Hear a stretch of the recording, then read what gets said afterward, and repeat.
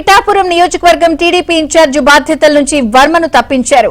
త్వరలో నియోజకవర్గ పార్టీ వ్యవహారాల నిర్వహణ కోసం ప్రత్యేక కమిటీని ఏర్పాటు చేయనున్నట్లు టీడీపీ వర్గాలు చెబుతున్నాయి.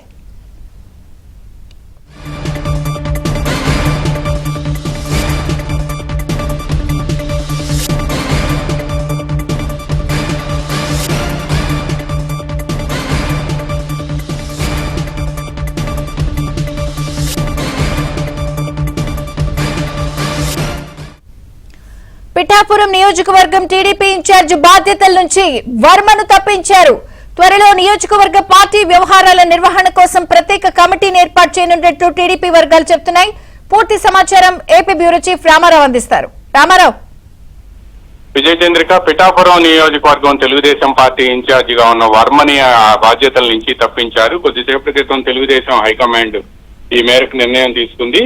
పిఠాపురం నియోజకవర్గానికి సంబంధించి ఇప్పటి వరకు కూడా ఎస్వీఎస్ శర్మ వర్మను బాధ్యతలు నిర్వహిస్తున్నారు. ఆయన గతంలో ఆ నియోజకవర్గం నుంచి ఎమ్మెల్యేగా కూడా గెలుపొందారు.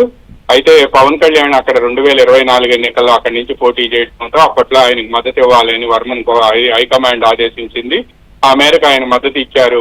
గత ఎన్నికల్లో మద్దతు ఇవ్వటమే కాకుండా పవన్ కళ్యాణ్ గెలుపుకు కూడా ఆయన దోహదం చేశారు. అయితే ఈ సమయంలోనే ఇటీవల కాలంలో నియోజకవర్గంలో వర్మ కొన్ని వ్యవహారాల్లో దూకుడుగా ఉన్నారు అని చెప్పి తెలుగుదేశం హైకమాండ్ కు ఫిర్యాదులు వచ్చాయి. అదేవిధంగా ఇటీవల ముఖ్యమంత్రి చంద్రబాబు నాయుడు ఫోటో లేదు అనే అంశంపై కూడా పెద్ద ఎత్తున వివాదం చెలరేగింది. అక్కడ ఉన్న జనసేన నేతలకి అదేవిధంగా వర్మకి మధ్య పెద్ద వివాదం చెలరేగటం దీనిపై మీడియాలో కూడా ప్రముఖంగా వచ్చింది.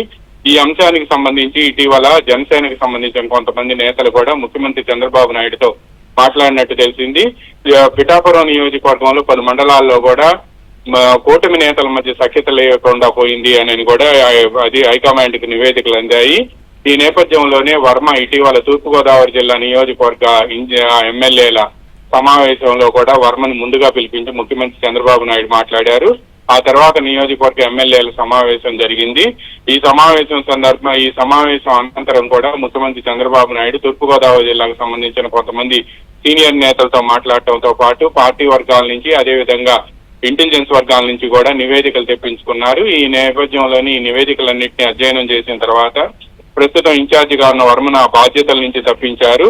త్వరలో నియోజకవర్గ పార్టీ వ్యవహారాల నిర్వహణ కోసం ప్రత్యేక కమిటీని ఏర్పాటు చేయాలని కూడా టీడీపీ హైకమాండ్ నిర్ణయించింది. కమిటీ నియామకంపై కూడా ఇప్పటికే హైకమాండ్ కసరత్తు ప్రారంభించింది. వీలైనంత త్వరగా కూడా కమిటీ ఏర్పాటు చేస్తామని కూడా టీడీపీ పేర్కొంది. అయితే దీనిపై వర్మ ఏ విధంగా స్పందిస్తారనేది కూడా వేచి చూడాల్సి ఉంది. విజయ చంద్రిక. Thank you Ramarao.